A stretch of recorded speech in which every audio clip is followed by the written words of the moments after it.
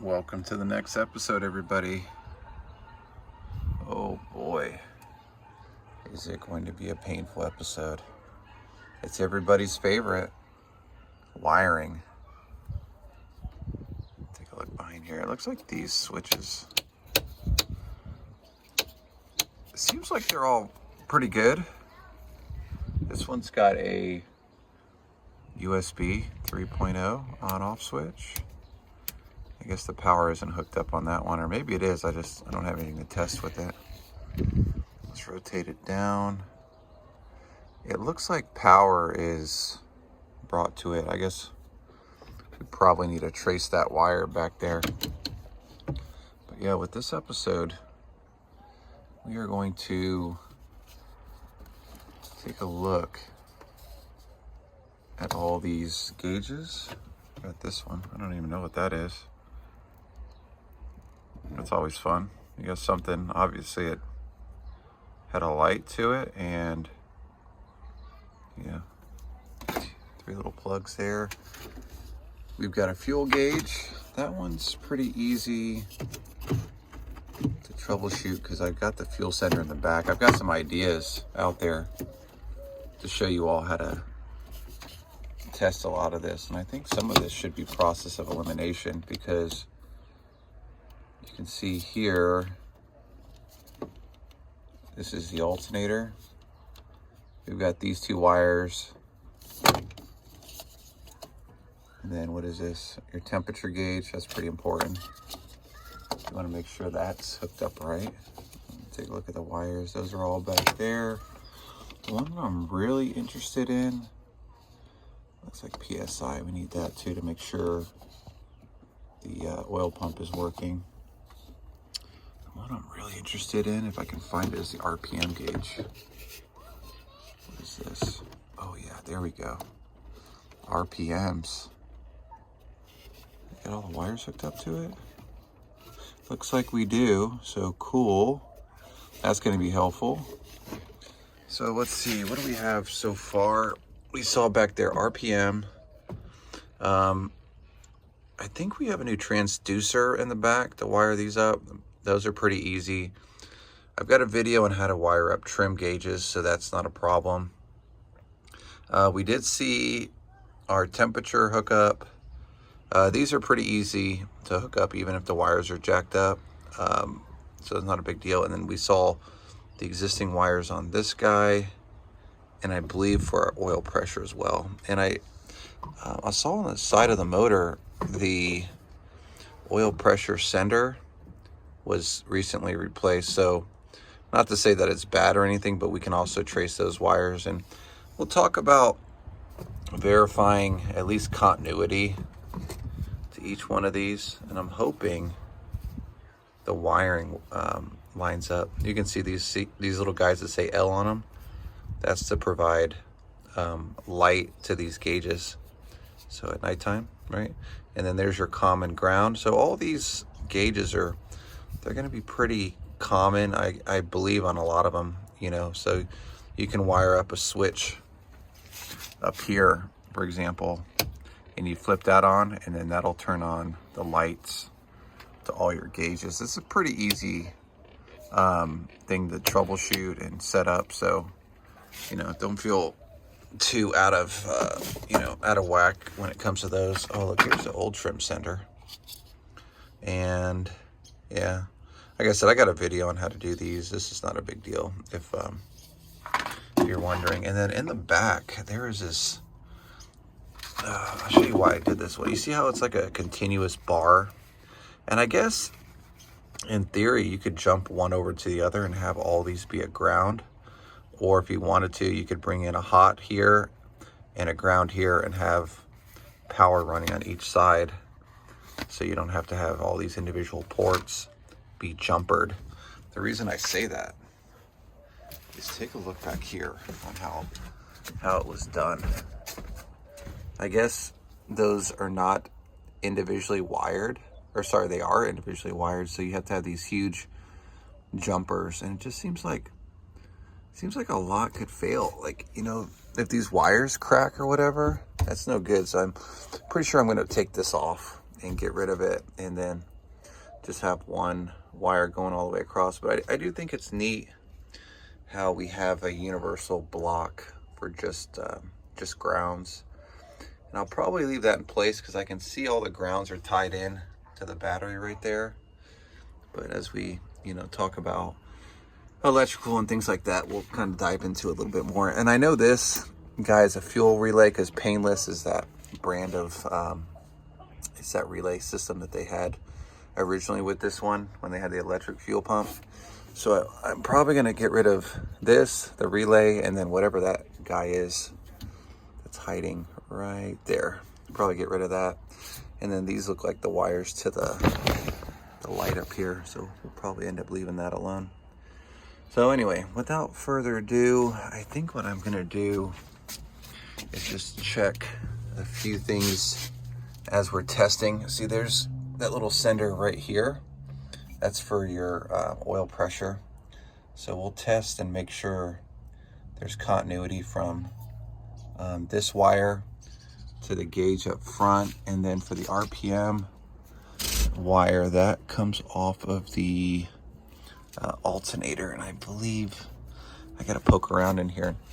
There's your water temperature readout. So if you're wondering how it reads the temperature of the motor, that's that one right there. And then that's for electric choke. That's not going to be on the electrical panel. So there's a few things as you're testing various things here that you can put together. What else do we have? Anyway, we'll go through everything as we're testing it. And I believe these batteries too have a full 12 volt charge, even though they're like, what is that, like 5 years old at this point. So anyway, a lot to do. We also have, you can see the trim sender has been spliced. Got to figure out where all those wires on the other end, because that looks like it goes for the trim sender. It goes to the transom plate back there.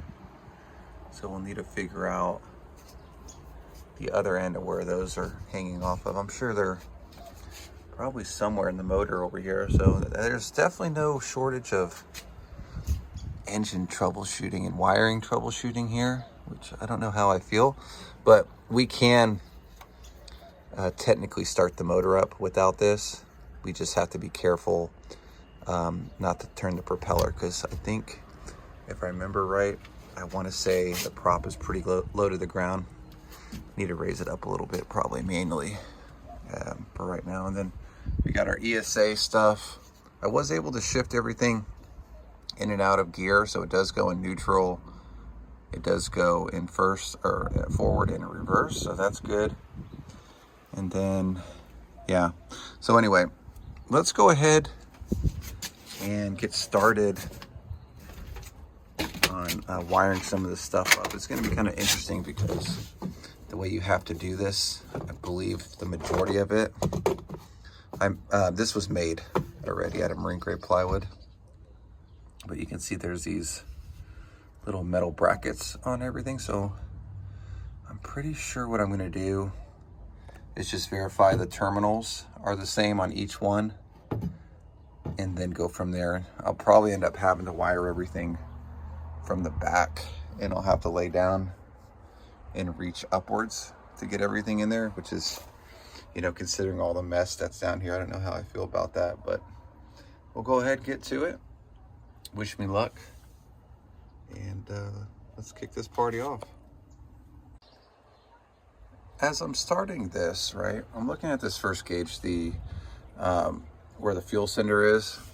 The first thing that stood out, and you probably all saw this at the beginning, is these are like I don't know what the official electrical term is, but these are like the push style connections. And if you look at these, everything requires like, I think it's like well anyway, you know what I'm talking about. It's a different type of electrical connection. And I really want to wire all this stuff up. Like I want to fold this guy like forward like this, and then kind of wire it like this. But if you notice, there's just not that much wiring available, and I'm trying to do everything possible not to go lay down and try to do all this underneath, because I don't know, I just feel like it's not going to get done right. So I think what I'm going to do, considering, you know, the different styles of electrical connectors they have out there, is I'm probably going to make extensions for all these, and I'm going to spend a good amount of time labeling all the wires too. And definitely for your sake, take plenty of good photos. Obviously, like you can tell, that's the light bulb, and then I think there's a ground connected to it as well. Black, and probably the common would be the blue for the light. Pretty sure that's going to be the case, so we're not going to mess with those since that's pretty self-explanatory. But if you notice in the back here, we've got, like, so for example, fuel gauge. We've got a plus, and we've got an S, and then that other one looks like a signal designation. So we've got an S plus, and that may be a ground too. It's probably a ground. You all are probably watching and screaming at the video saying it's something. Anyway, what do we say? The fuel. So let's flip this around. And what do we have? We've got S, this line, and we've got a ground, and then obviously there's the light. So we've got two connections there. Let's go take a look. So we have an S. We've got an S here. We know what the ground is. We just have this other little guy down below, which is that guy. And I'm pretty sure the I is, I think the I stands for like input.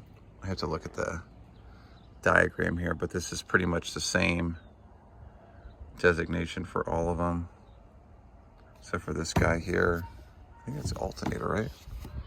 Yeah, that one's it's blocked off. Just looks like it just needs an input there. Yeah, so I mean, these all seem like they're pretty easy to do. The only one that looks a little interesting is the ignition, ground, send for the RPM gauge. And it's kind of neat. It's got a way of, it looks like adjusting it a little bit. And it talks about calibration under there as well. I may look it up online to see which ones are actually needed in terms of the calibration, because it says like 5P, 8C. I'm sure that's a easy one to Google. So anyway, kind of have an idea what I'm going to be doing down here. You see, this is what I'm talking about. All these wires just all over the place. This is a mess. And there's just, unfortunately, not enough length in here to do this efficiently. And then we got to cut these anyway to change the connector types. So I'm going to spend some time doing that, and then probably on the next episode I'll show you all the wiring up piece. But I think for the most part, you're likely going to find that the most difficult thing here is matching these connectors up with the type of connector that matches your gauge cluster. Like I said, these push types, they probably make an adapter for it, but do you really want to do that? Which one is this? That's for your alternator. This one has just got the plus, and I think that's a ground, because see, this is the same type of ground that's spliced over here. So you know, a good way to test if these grounds, right, if this is in fact a ground down here, if you don't know what that symbol is just run a continuity tester, right, between that guy and this guy here, and somewhere down range, if they are in fact grounds, they should make a beeping noise. So we'll probably test that. But anyway, I think we're gonna call that good on this episode of the electrical wiring. And on the next episode, you'll see I've got all these wires spliced with a new type of connector, and then also hopefully we got the pigtails ready to go, and then also putting the actual gauge cluster in. And then obviously we can troubleshoot as we find out certain gauges are not working. So anyway, I hope you liked the video. As always, hit that subscribe button. Like the video if you thought it was helpful, and stay tuned for more boat electrical wiring. Like I said, it never gets old. So take it easy, everybody. Have a good one.